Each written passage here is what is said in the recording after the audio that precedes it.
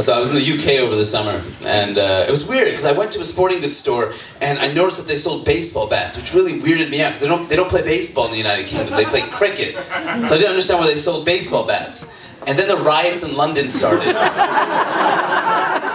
Found out what the bats were for. It was purely for violence. When the riots started, Amazon UK reported a 500% increase of baseball bat sales.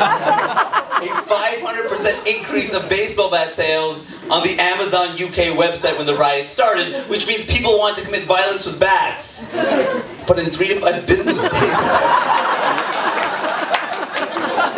It's strange. It's very strange. And it's when the riots started, it was interesting because you kept hearing the media in the UK dismiss it. Like, oh, these kids are just committing violence to commit violence. And sure, there was some of that. There was some of that in that whole thing. There was people just committing violence to commit violence. But a lot of this came up from the fact that programs like social services were cut. And there was a lot of tension. People just don't destroy their neighborhoods for no reason, right? There was a lot of tension there, but they immediately tried to discredit it in the UK. And I found it interesting because the thing that kept coming up is that we have to get rid of the phones. It's the BlackBerry Messenger on the phones. That's the problem. That's how the rioters are communicating with each other, right? They're using BlackBerry Messenger. We gotta get rid of the phones. The problem, the fucking phones weren't the problem, okay? Are you insane? The phones weren't the problem. The problem, of course, was thumbs. It's always been thumbs.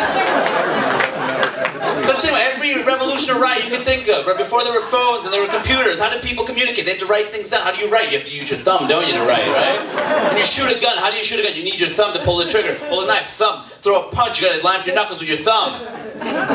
We need to cut off the thumbs of the underclass. What don't you understand? Or on social inequality, whatever, I mean.